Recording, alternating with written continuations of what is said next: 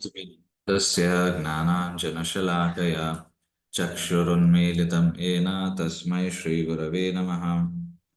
नमः ॐ विष्णुपादाय कृष्णप्रेष्ठाय भूतले श्रीमते भक्तिवेदान्त स्वामिन् इति नामिने। नमस्ते सारस्वते देवे गौरवाणी प्रचारिणे निर्विशेष शून्यवादी पाश्चात्यदेशतारिणे।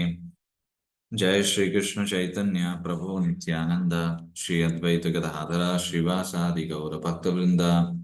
हरे कृष्णा कृष्णा कृष्णा हरे हरे, हरे Ram Ram Ram Hare Hare.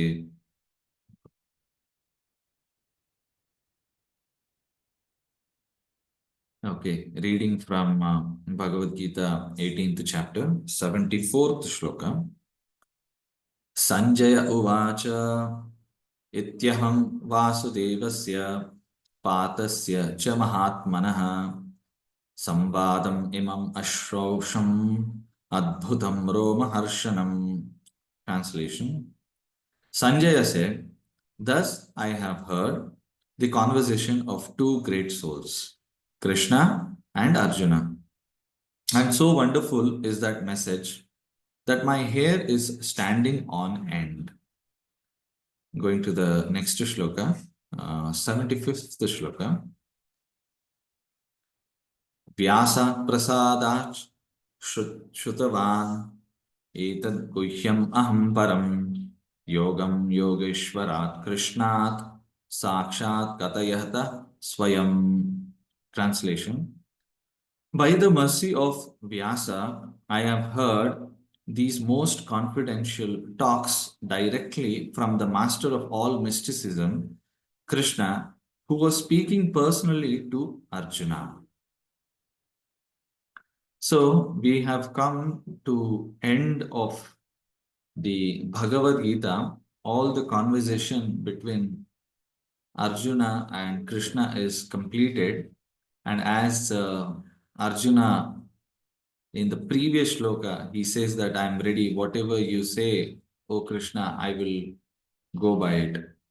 Let us remember the beginning of the Bhagavad Gita, how it started with the conversation of Sanjaya and Dhritarashtra. So here Sanjaya is telling that he has heard what Vasudeva has told, and Vasudeva and Partha. So, and he's mentioning this word Mahatmanaha. So, Mahabharat, if we see, originally was told by Vyasamuni, and it was later on written down. Then again, Vyasamuni had, told Vaishampayana Rishi to Janmejaya. Sorry. So Janmejaya is the son of Parikshit Maharaj. So that means, so the grandson of Arjuna heard this Mahabharat, and in that there is a narration between Sanjaya and Dhritarashtra in the Bhishma Parva. And there's a conversation, and in between that is the Krishna and Arjuna conversation. And in that conversation, Dhritarashtra and Sanjaya have spoken about this great conversation between these two great souls. So the first question was asked by Dhritarashtra. So here the word Mahatma is been used by Sanjaya. Mahatma. We elsewhere hear this word also. Mahatmanastu mam partha daivim prakritimashritah bhajantyanana manaso gnatva bhutadimapyayam. Then Krishna tells Bahunam Janmanam Ante Jnanavan Mam Prapadyate Vasudeva Sarvam Iti Samahatma Sudurlabha.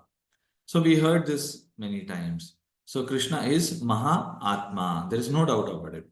And Arjuna also is Mahatma because he surrendered to the will of Krishna.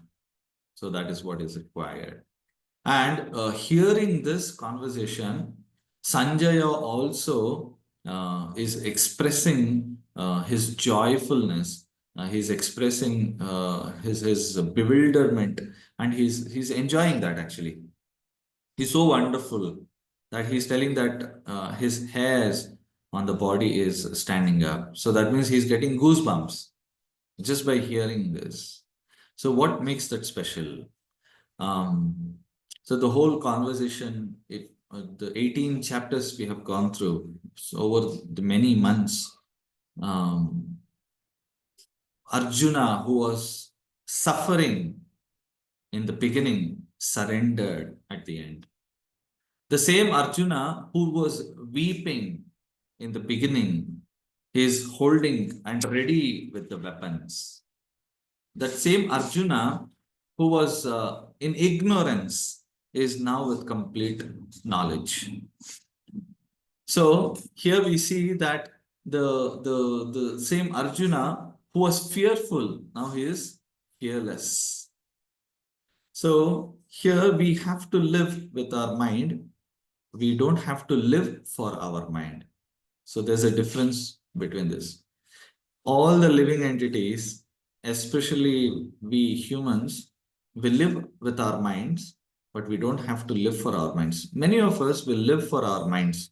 Whatever the mind says, we go according to that. And actually, actually, if we see, we are stuck with our mind. But we don't have to be struck with the mind. So there's a difference between this. So wherever we go, our mind is carrying along with us because it is inside us, and it is so much that we cannot get rid of it. But how to control it? This is by with the help of Bhagavad Gita, we are able to control the mind. Every day reading, every day hearing, that way it is making sense. So many people are referring today, the erudite scholars, the great personalities in the past and now also, they're referring to this sacred ancient texts because it gives some relief from the contamination which is there in the mind. So we have to let our mind understand what we want. Okay, all the time we are struck by the commands of our mind, our competence, our character, our reputation, relationship, morality, or it can and the spirituality. All are there within. We want to do that, but what is happening? We are getting diminished and damaged every now and then because of the information we are gathering, and it is always our mind misleading. So it is so vulnerable and it is catastrophe. Actually, our mind is making us. So Krishna explains overall in the Bhagavad Gita to Arjuna that how we have to get into this and understand how we surrender to him. And it is his supreme will that we have to become instruments in his hands, to his words, and to his life, that we are able to understand what our abilities, interest, and resources we have. So we can serve the Lord. That service attitude is been given. Why? Because we need to have the higher purpose of life. So the higher taste. We have heard about higher taste. We all are so having so much of taste for so many things, sense gratification. So we need to have a higher taste. So what happens? We have that immunization. So we are immune to the contaminations of this material world. So, say suppose we are lost while driving and we ask for directions. Now, if some people give us the right directions and some people will give wrong directions, so we'll end up, taking both the words and we'll go here and there confused. So we will feel lost. So we have to choose the right people in our self journey, the life which is there, the life journey. We have to take the right association. So that is very much important. So we don't feel that we are lost. So this is very important. So on hearing the Bhagavad Gita, Sanjay also became astonished. He's thrilled. then he's joyful, he's remembering everything. Now, if you see, there are two characters, Sanjaya and Dhritarashtra. So Sanjaya is the person who had, if we go back to Mahabharata, the story itself, the history, Vyasa Muni told Dhritarashtra that, "Oh Dhritarashtra, I will give you the divine vision where you can see, you can hear everything what has happened in the battlefield." Dhritarashtra declined. No, no, I don't want. I've never seen, I'm blind. I have never seen my son. So I don't want to see my son directly fighting and dying in the battlefield. I don't want to do that. So instead, this boon was given to Sanjaya. So Sanjaya, in the next sloka on the 75, he is mentioning about Vyasa Prasada. So he has, by the mercy of Vyasa, he got this vision and he was able to hear, he was able to see everything what has happened. Just like we might have read something, some story and everything. Now, when that is made into a movie, now when we see a movie, we'll visualize, oh yeah, this is how it is. But while telling a story, we automatically some things will run in our mind. There's a vision we see. Okay, this is how a car has been driven. This is how it is jumping. In a movie, we'll visualize, no?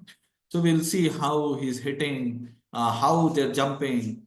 So similarly here, Sanjay heard, but he's able to see. So that is a different vision. It's not the material vision what we can compare with. So Sanjay was actually able to see everything what is happening, and he is able to hear especially what is happening. So, and he heard what the conversations were happening. So this is a very great one. So this is mysterious how these things today, modern world, we cannot understand how this is there. So Dhritarashtra is the person. So here is a statement. The words we hear matters, but the words we hold dear matters even more. So I'll repeat again. So the words we hear definitely matters, but the words we hold dear matters even more. So that's the difference. Arjuna held it to his heart, whatever Krishna told. And Sanjay also, the great reciter of this Bhagavad Gita, and also the hearer, he heard this. So he held it to his heart. So that is even more important. Dhritarashtra, whereas he heard. So Dhritarashtra too heard this Bhagavad Gita, and Sanjay also heard. But there's vast difference in the realization. There's no spiritual elevation in the terms of Dhritarashtra. Why? Because he's attached. He's attached. He did not value the message. He was attached to his son. He was attached to the kingdom. And Bhagavad Gita threatened him, and it exposed his attachment towards his children. And he neglected this Bhagavad Gita words. Rather, if you see, he held those words, but he did not rationalize it. He did not understand. Okay, I am in attachment. I have to get out of it. He did not come to those conversations, and he was always advised by Shakuni. If you see in Mahabharata, Duryodhana, the Kauravas, Dhritarashtra, they were always been misguided by a person called Shakuni. And how did Shakuni, have this? Because of the bad association. He had a Brahmin friend called Kanaka, and he always advised like this. He was a very there's mention of this personality called Kanaka, who was a Brahmin friend of Shakuni, and he always gave this illogical, or he was a kind of atheistic, materialistic personality. So you'll see this pseudo ethics. It's called Kanaka Niti also. So what his main saying was, one has to have own gain. That is the supreme, and whatever is acceptable means to achieve it, that we have to do it.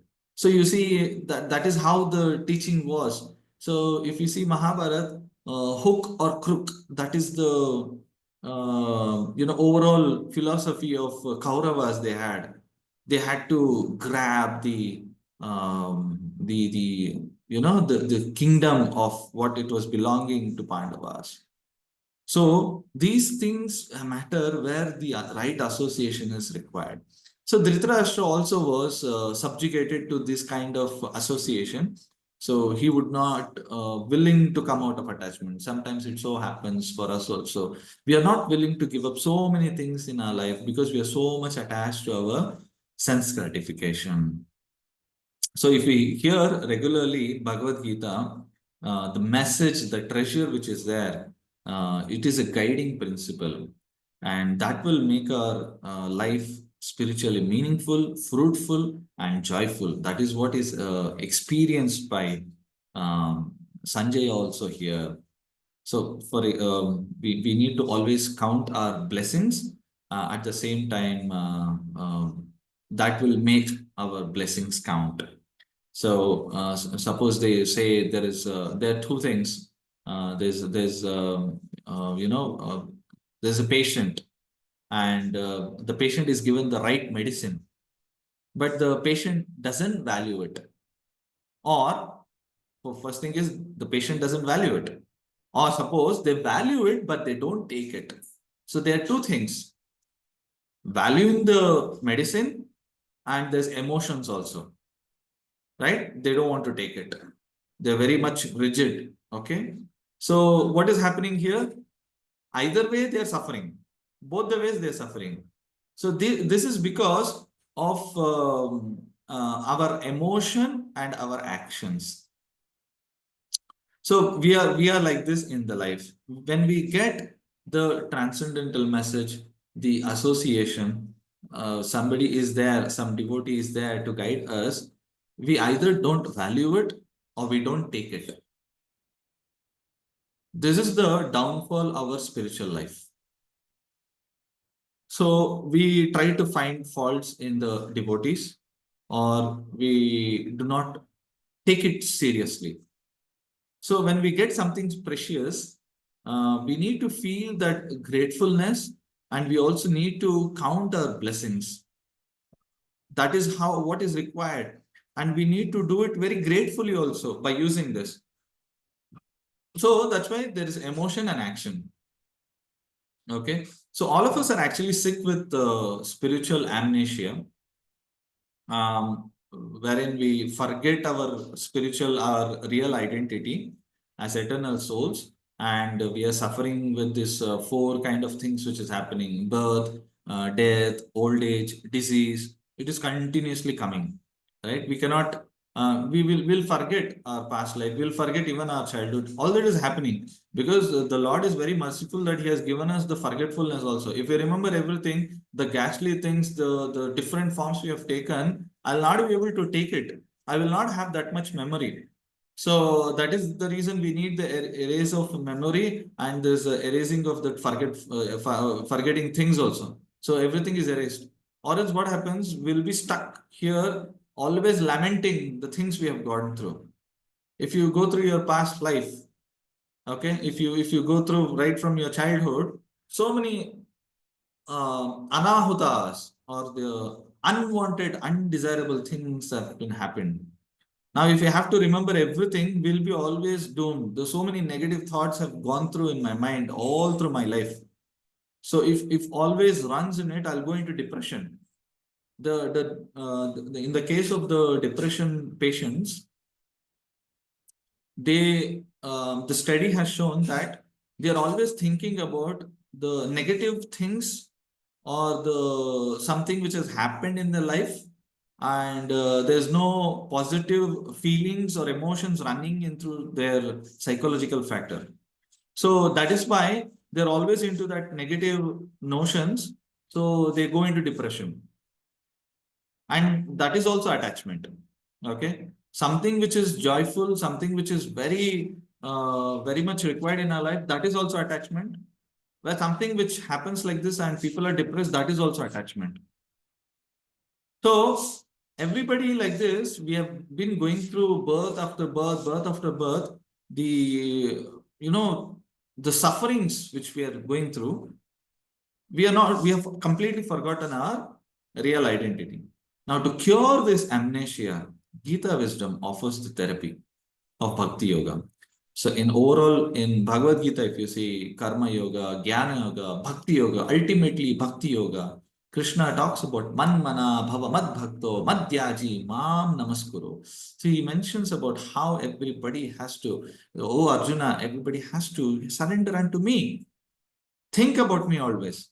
So that cultivation is required. Cultivation of devotion is required. Remembering Krishna always. Now, this Bhagavad Gita is so important. In the Gita Mahatmya also, it is said that we have to drink the Ganges water of Gita. So that is required. Now everybody is going to Prayagraj to take a dip, uh, to get rid of all the sins which are done. Okay, you get rid of sin, but when you come out, you're again performing your daily activities. So much sins it has been happening. But when you perform this, you read Bhagavad Gita, you take that, you hear that, you discuss that again and again, again and again. So you're taking, just like you're taking this Ganges bath every day. So similarly, that is to mitigate our material miseries, the papa karma which is there. But here Bhagavad Gita purifies everything. So all the Upanishads are like cow, and the milkman is the Supreme Lord Krishna, and the milk is Bhagavad Gita. That is what is Gita Mahatmya is comparing to. All the Vedas, Upanishads, it's cow, and the milkman is Krishna, and the milk is nothing but the Bhagavad Gita. And who is the calf? Arjuna. Arjuna is the calf. So we are also have to be like that. The calf who's thirsty, who's after the mother. Why do we call Vedas as mother? This is the reason. Shastras are mother. And there's a spiritual master also. And who is that? Supreme Lord Krishna is milking. And we are the calf thirsty. We have to go to the mother.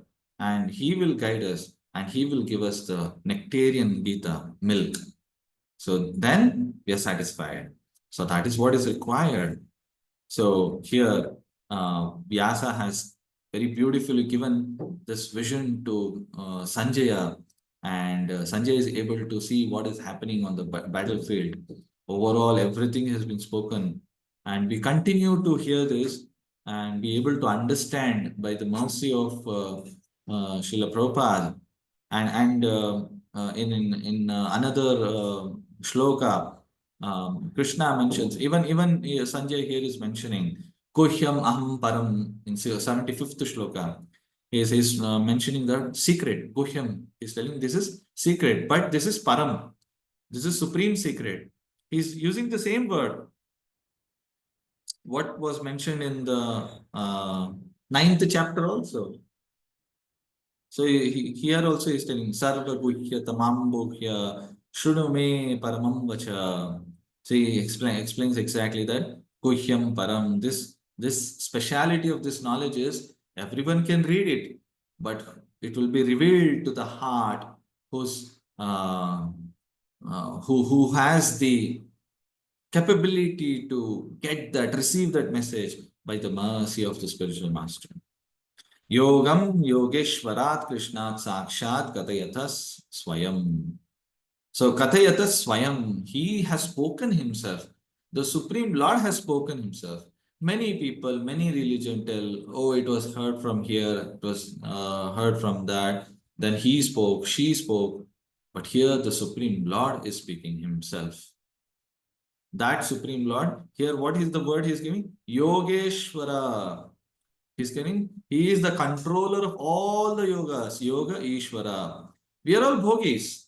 We are all bhogis because we are after the bhog. Bhog means to enjoy.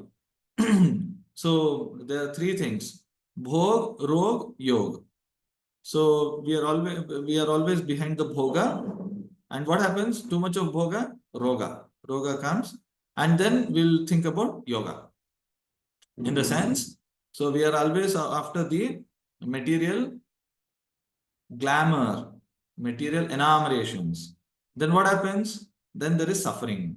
So there is roga. And to mitigate this roga, then we think about, oh, yoga. Yoga means not that physical yoga. Okay, what is the solution? Yoga means, yoga of course means to link with the Supreme Lord. Okay. Also, another meaning is to mitigate this material problems also. To mitigate the material problems, you have to link with the Supreme Lord. So how wonderful this is. It is very rare that Lord to appear in front of us, and that too just 5,000 years back. So many millions and millions years has been passed through because he appears once in a day of Brahma. So it's like after a billion years he comes on this planet Earth, and he performs his pastimes, and he speaks also. Vrindavan, he performed his pastimes. Then on the battlefield of Kurukshetra, he is telling Arjuna this knowledge. He's telling why I'm giving this knowledge to Arjuna. So we are very fortunate actually. 5,000 may be very far for us. It may be very old to us, but actually it is very, actually recently it happened. If you see in the time of billions of years, if I have to compare with, so, and that practicality was given by Chaitanya Mahaprabhu, who practically lived and propagated the message of Bhagavad Gita to everybody. So Sanjaya has heard the same thing, which is very rare, and it is very good fortune also. And we are also very good fortune. Today we are hearing, we are reading. It is available at every store if you go, any ISKCON temples if you go, and anywhere if you go, we'll find devotees. Every city or village, any town, devotees are going, distributing Prabhupada books. It is by the mercy of Srila Prabhupada that we have got this explanation very nicely. And today we are able to hear that message. If not Srila Prabhupada, we would have been just a normal being. We would have just been a normal person going to our office, fighting each other after sense gratification, stuck here and there. We would have been suffering, not able to get out of this material world. We wouldn't have got that solution to our problems of life. So there's a maturity required in understanding, and we need to have the gratitude. We need to value what Srila Prabhupada has done for us. And if you look at the parampara, where it is coming from, Srila Prabhupada is coming from the parampara where Chaitanya Mahaprabhu has taught practically how to live this Bhagavad Gita. Chaitanya Mahaprabhu said, Bhagavad Gita Bhagavatam, that is sufficient for life. And Srila Prabhupada also has mentioned the same thing, Bhagavad Gita, Bhagavatam, and if you want to advance more, Chaitanya Charitamrita. Look at that personality who lived this Bhagavad Gita teachings. At, Prayagraj, 10 days, Chaitanya Mahaprabhu instructed Rupa Goswami about the bhakti, continuously 10 days, not even sleeping for a moment. So you should understand why we have to treasure this so much. Our dear Srila Prabhupada also mentioned many times that he did not sleep. He would always sleep 1 or 2 hours, 2 hours, 3 hours maximum. You go through Leelamrita. Why he had to sacrifice so much? We don't sacrifice so much in our life. If we have to sacrifice so much, we would do either constructing a building for ourselves, or we have to finish our projects. We have to earn more money. I want to get a promotion. For that, we may sacrifice and we may lose our sleep. But we will not do like this for spiritual purposes. But there are so many Prabhujis and Matajis I have read pastimes and activities. They sleep less. They travel here and there with the bodily conditions they're going through. Why? They want to spread the movement, spread the message of Bhagavad Gita everywhere, open new centers, start new Bhakti Vikshas, Namhata centers. Why? Because this message has to be spread. And Krishna mentioned in the previous shlokas before this that he is more dear to me, Krishna, Arjuna, the one who spread this message. So we want to please Krishna, we want to be dear to Krishna. So we need to spread this message. So you have been hearing every day, and we are also reading every day. So we all have to spread this message. This is the Bhagavad Gita message, that this has to be told to everyone the importance and why we have to value this. This is the great conversation between Sanjaya and Dhritarashtra and the two great personalities, Arjuna and Krishna. So I end my class here. Thank you very much. We'll hope to meet again next week. Daily hearing is happening. So continue hearing and relish every day the spiritual subjects. Hare Krishna. Thank you so much. Hare Krishna, Prabhuji, Dandavat Pranam. Hare Krishna. Mataji, Dandavat Pranam.